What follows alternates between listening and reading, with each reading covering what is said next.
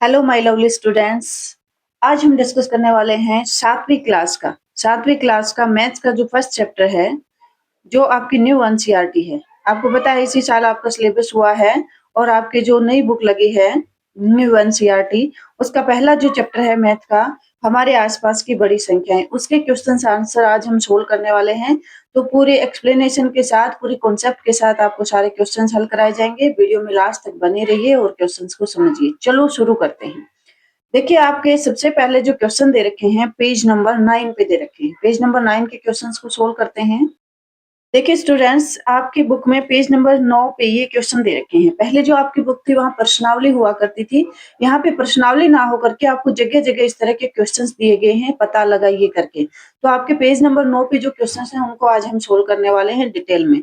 तो देखिए, क्वेश्चन जो है वहां पे आपको बार बार ये कहा जाएगा कि भारतीय संख्या पद्धति और अमेरिकी संख्या पद्धति में आपको जो है अंकों को लिखना है, संख्याओं को लिखना है। तो स्टूडेंट्स, क्वेश्चन हल करने से पहले हम समझ लेते हैं कि भारतीय संख्या पद्धति क्या होती है और अमेरिकी संख्या पद्धति या हम कहें अंतरराष्ट्रीय संख्या पद्धति क्या होती है, इसकी जानकारी होना जरूरी है, तभी हम क्वेश्चन समझ पाएंगे। तो चलिए देख लेते हैं फटाफट से 1 मिनट में कि भारतीय संख्या पद्धति में संख्या को कैसे लिखा जाता है और अंतरराष्ट्रीय संख्या पद्धति में कैसे लिखते हैं। तो स्टूडेंट्स, यहाँ पे हम देख पा रहे हैं, मैंने कंपैरिजन करके लिख दिया है कि अंतरराष्ट्रीय संख्या पद्धति में संख्याओं को कैसे लिखा जाता है और भारतीय संख्या पद्धति में जो अब तक आप पढ़ते ही आए हो, आप जानते हो अच्छी तरह से कैसे लिखते हैं। सबसे पहले इकाई लिखते हैं। हम इधर दाएं हाथ की साइड से लिखने शुरू करते हैं। पहले दाईं साइड में सबसे पहला जो अंक होता है इकाई का अंक, फिर दहाई का अंक, फिर सैकड़े का, हजार का, 10,000 का, 10,000 के बाद लाख का अंक, फिर 10 लाख का, फिर करोड़, फिर 10 करोड़, फिर अरब, 10 अरब, खरब, इस तरह से आगे तक संख्याएं चलती जाएंगी, लेकिन अपने यहीं तक काम आएंगे तो मैंने यहीं तक लिखा है। लेकिन अगर अंतरराष्ट्रीय संख्या पद्धति की अगर हम बात करें स्टूडेंट्स, तो उसमें कैसे पढ़ा जाता है? पढ़ेंगे इधर से ही, दाएं साइड से ही पढ़ेंगे। जैसे कोई संख्या मैंने इतनी बड़ी लिख दी है, तो संख्या को पढ़ने का तरीका इकाई का अंक इधर से होता है, दहाई का ये, फिर सैकड़े का ये, यानी दाईं साइड से ही अंकों को हम गिनना शुरू करते हैं। तो वहां पे भी सबसे पहले अंतरराष्ट्रीय संख्या पद्धति या अमेरिकी संख्या पद्धति की हम बात करें, वहां पे भी सबसे पहले इकाई, दहाई, सैकड़ा, हजार, 10,000। देखिए यहाँ तक तो दोनों में कॉमन है, 10,000 तक दोनों में कॉमन है, चाहे भारतीय संख्या पद्धति हो चाहे अंतरराष्ट्रीय संख्या पद्धति। लेकिन अंतरराष्ट्रीय संख्या पद्धति में 10,000 के बाद 100,000 आता है, जबकि भारतीय संख्या पद्धति में 10,000 के बाद 1 लाख आता है।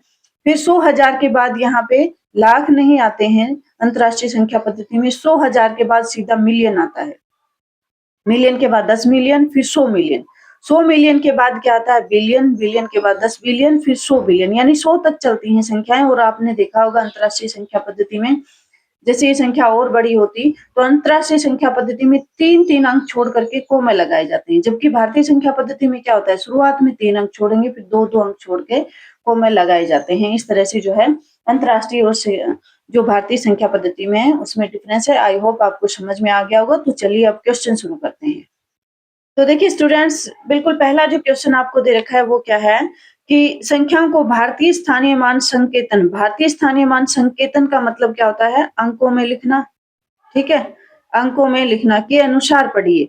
उनको पढ़ना है भारतीय संख्या पद्धति के अनुसार, और उनके संख्या नामों को भारतीय और अमेरिकी दोनों पद्धतियों में आपको लिखना है। ठीक है, भारतीय और अमेरिकी दोनों से जो है पद्धतियों में, संख्या पद्धतियों में आपको लिखना है। तो देखिए किस तरह से इस क्वेश्चन को हम सोल्व करेंगे। देखिए मैंने यहाँ क्वेश्चन सोल्व कर लिया है, समझते हैं इसको। पहला आपको दे रखा है, इस तरह की संख्या दे रखी है। तो अगर हम भारतीय संख्या पद्धति की बात करें तो स्टूडेंट्स हम जानते हैं कि भी 2-2 अंक छोड़ करके हमें कोमा लगाने होते हैं। शुरू में 3 अंक छोड़ करके, तो इकाई, दहाई, सैकड़ा के बाद एक कोमा लगता है, फिर हजार, 10,000, फिर एक कोमा लगता है, फिर लाख, 10 लाख। तो इसको पढ़ेंगे कैसे? 40 लाख।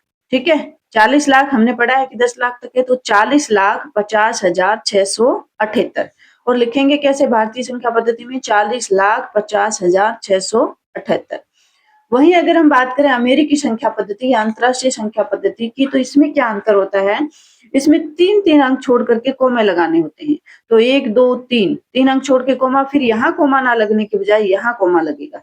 1-2-3, फिर 1-2-3 अंक छोड़ के कोमा लगेगा। और पढ़ेंगे कैसे? इकाई, दहाई, सैकड़ा, हजार, 10,000, उसके बाद 100,000, और उसके बाद लाख यहाँ नहीं होता है, आप जानते हैं यहाँ पे मिलियन होता है। तो इसको कैसे पढ़ेंगे? 4 मिलियन 50,678। तो मैंने लिख दिया है 4,50,50,678। इसी तरह से अगली संख्या अगर हम देखें तो भारतीय संख्या पद्धति में पहले 3 अंक छोड़ के कोमा, फिर 2 अंक छोड़ के कोमा, फिर 2 अंक छोड़ के, तो क्या बन जाएगा? इकाई, दहाई, सैकड़ा, हजार, 10,000, लाख, 10 लाख, करोड़। तो क्या पढ़ेंगे इसको? 4,81,21,620। तो ये मैंने लिख दिया है भारतीय संख्या पद्धति में। और अंतरराष्ट्रीय संख्या पद्धति की अगर हम बात करें तो 3-3 अंक छोड़ के कोमे लगाने थे, तो क्या बन जाएगा? 48,121,620। ये इसका जो है अंतरराष्ट्रीय संख्या पद्धति में नाम हो जाएगा। आगे देखिए नेक्स्ट जो क्वेश्चन है आपका सी, वो इस तरह की संख्या दे रखी है। सबसे पहले भारतीय संख्या पद्धति में 1, 2, 3 अंक छोड़ के कोमा लगाया, फिर 1, 2 अंक छोड़ करके कोमा लगाया, फिर 1, 2 अंक छोड़ करके कोमा लगाया। क्या पढ़ेंगे? इकाई, दहाई, सैकड़ा, हजार, 10,000, लाख, 10 लाख, करोड़। तो क्या पढ़ेंगे? 2 करोड़। करोड़ के बाद कौन है? लाख है। पर लाख का तो कोई अंक है ही नहीं, शून्य शून्य है, तो उसको छोड़ेंगे। फिर क्या पढ़ेंगे? 22,002। तो क्या बन गया भारतीय संख्या पद्धति में? 2,22,002। इसी तरह से अमेरिकी अंतरराष्ट्रीय संख्या पद्धति में क्या हो जाएगा? 20,22,002। इसमें 3-3 अंक छोड़ के कोमे लगाने होते हैं स्टूडेंट्स, और आप लगाओगे तो आप अच्छे से समझ में आ जाएगा आपको। नेक्स्ट देखिए, हम इसको अंतरराष्ट्रीय पद्धति में कोमा लगा करके पढ़ते हैं। सबसे पहले अंतरराष्ट्रीय संख्या पद्धति में पढ़ते हैं। तो हम जानते हैं 3-3 अंक छोड़ करके कोमे लगाने हैं, तो 1, 2, 3 अंक छोड़े, एक कोमा लगाया, फिर 1, 2, 3 अंक छोड़ के फिर कोमा लगाया, और फिर 1, 2, 3 आगे 3 ही अंक हैं। तो देखिए अगर हम बात करें इसका नाम क्या होगा अंतरराष्ट्रीय संख्या पद्धति में, तो इकाई, दहाई, सैकड़ा, हजार, 10,000, 100,000, क्योंकि अंतरराष्ट्रीय संख्या पद्धति में तो 100,000 तक चलेगा। उसके बाद मिलियन, 10 मिलियन, और फिर 100 मिलियन। तो क्या हो जाएगा? 246 मिलियन। उसके बाद 813,000 और 579। तो ये मैंने लिख दिया है 246 मिलियन, 813,579। इसी तरह से भारतीय संख्या पद्धति में मैंने लिख दिया है, आप करके देखेंगे इजीली आप समझ जाएंगे। नेक्स्ट देखिए, देखिए भाई नेक्स्ट जो है शायद बी वाला हमें दिख नहीं पाया वीडियो में, मैंने ध्यान नहीं दिया। चलिए ई वाला फिर से देखते हैं। ई वाले में क्या करते हैं? अंतरराष्ट्रीय संख्या पद्धति में हम इस संख्या को पढ़ते हैं। तो अंतरराष्ट्रीय संख्या पद्धति में आप जानते हैं 3-3 अंक छोड़ के कोमे लगाने हैं, फिर 3 अंक छोड़े कोमा लगाया, फिर 3 अंक। तो कैसे पढ़ेंगे? इकाई, दहाई, सैकड़ा, हजार, 10,000, 100,000। अंतरराष्ट्रीय संख्या पद्धति में 100,000। उसके बाद क्या होता है? Million, 10 million, 100 million. तो क्या हो जाएगा? 345 मिलियन। और हजार का कोई अंक है ही नहीं, तीनों शून्य है, तो 543।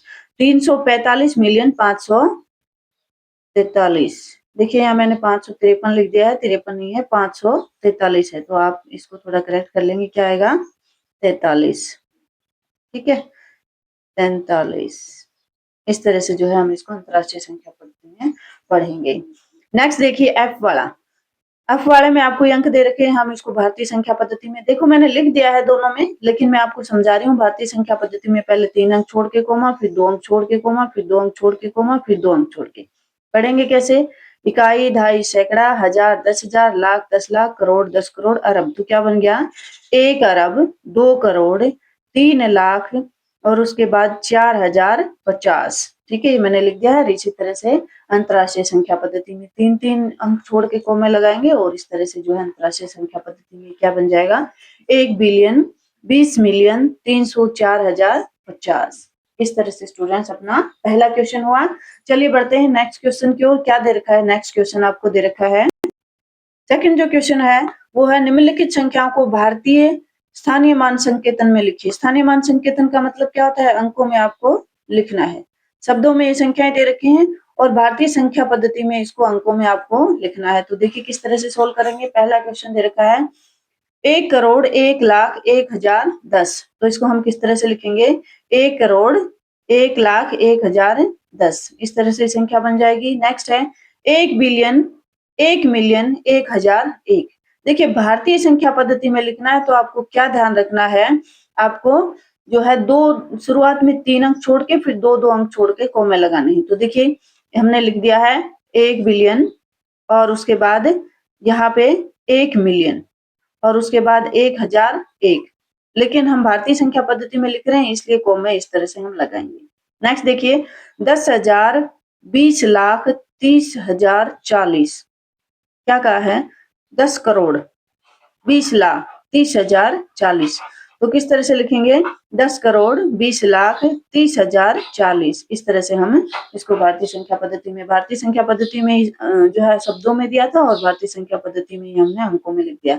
आपको ध्यान क्या रखना है स्टूडेंट्स, अंकों में जब लिखते हो तो आपको कोमास का ये लघु विराम जो होता है उसका ध्यान जरूर से रखना है। यही डिफरेंस होता है जब अंकों में लिखते हैं तो भारतीय संख्या पद्धति और अंतरराष्ट्रीय संख्या पद्धति में। देखिए नेक्स्ट, देखिए डी, 9 बिलियन 80 मिलियन 700,600, 700,600 ऐसे दे रखा है।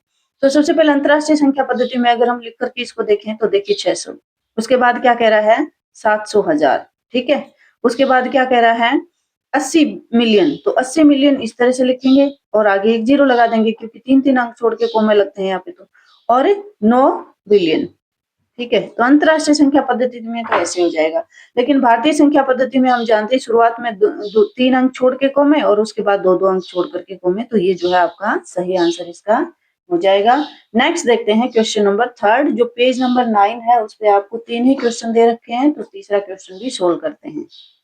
तो देखिए तीसरा जो क्वेश्चन दे रखा है वो है आपका, तुलना कीजिए और छोटा है, बड़ा है या बराबर का उपयुक्त चिन्ह आपको लगाना है। तो देखिए चलिए हम शुरू करते हैं। हमने इसको सोल्व कर लिया है। 30,000 और 3 लाख में से कौन बड़ा है? तो सीधी सी बात हम जानते हैं कि भाई 3 लाख बड़ा होगा, तो ये इस तरह से जो है निशान लग जाएगा। जो संख्या बड़ी होती है उधर मुंह खुला होता है, ये बात हम ध्यान रखेंगे कि जो संख्या बड़ी होती है उधर मुंह खुला होता है। फिर दे रखा है 500 लाख और 5 मिलियन। अगर हम बात करें 500 लाख और 5 मिलियन की, तो देखिए एक जो मिलियन होता है ना, 1 मिलियन, यहाँ पे मैं लिख देती हूँ। 1 मिलियन में, 1 मिलियन जो होता है स्टूडेंट्स, 1 मिलियन में 10 लाख होते हैं, ठीक है। 1 मिलियन में 10 लाख होते हैं, तो यहाँ पे 5 मिलियन है, तो 5 मिलियन में कितने लाख हो जाएंगे? 50 लाख हो जाएंगे, और इधर कितने हैं? 500 लाख, तो ये बड़ा है, तो इस तरह से खुला मुंह इधर हो जाएगा। नेक्स्ट देखिए 800,000 और 8 मिलियन। अभी मैंने बताया था कि 1 मिलियन में कितने? 10 लाख होते हैं, तो 8 मिलियन में कितने आ जाएंगे? 80 लाख, ठीक है। अब देखिए 80 लाख और 800,000 में से कौन बड़ा है? तो 80 लाख और 800,000 हम ऐसे लिख करके देख लेते हैं। ये इकाई, दहाई, सैकड़ा, हजार, 10,000, लाख, 10 लाख, तो 10 लाख की जगह यहाँ 80 लाख। इकाई, दहाई, सैकड़ा, हजार, 10,000, लाख, 10 लाख, ये 80 लाख हो गई।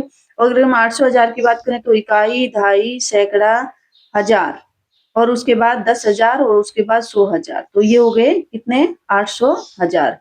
तो देखिए किसमें जीरो ज्यादा है? इसमें 3 और 3 6, और इसमें कितने हैं? 3 और 2 5, तो कौन बड़ा है?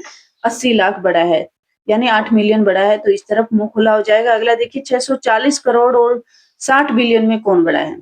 अब अगर हम बिलियन की बात करें तो 1 बिलियन में, 1 बिलियन जो होता है, 1 बिलियन 100 करोड़ के बराबर होता है। किसके बराबर होता है? 100 करोड़ के बराबर। अब देखिए 1 बिलियन 100 करोड़ के बराबर होता है, तो 60 बिलियन कितने के बराबर होगा? तो 60 बिलियन जो है 6,000 करोड़ के बराबर होगा, और इधर है 640 करोड़, तो 640 करोड़ और 6,000 करोड़ में कौन बड़ा है?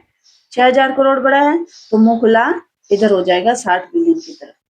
तो इस तरह से स्टूडेंट्स अपने पेज नंबर 9 पे जो भी क्वेश्चन दे रखे थे उसको हमने सोल्व किया। नेक्स्ट वीडियो में हम आगे के जो क्वेश्चन दे रखे हैं उनको सोल्व करेंगे। अगर चैनल पर नए हैं तो चैनल को सब्सक्राइब जरूर कीजिएगा, क्योंकि यहाँ पे सारी मैथमेटिक्स आपको, और इसके अलावा साइंस भी सारी की सारी जो 7th क्लास की है वो आपको कॉन्सेप्ट के साथ जो है क्लियर करवाई जाएगी, कॉन्सेप्ट के साथ आपको समझाई जाएगी। तो चैनल पर नए हैं तो सब्सक्राइब जरूर कीजिए, अपने दोस्तों के साथ शेयर कीजिए, और वीडियो अच्छा लगा हो तो लाइक कर दीजिएगा। धन्यवाद।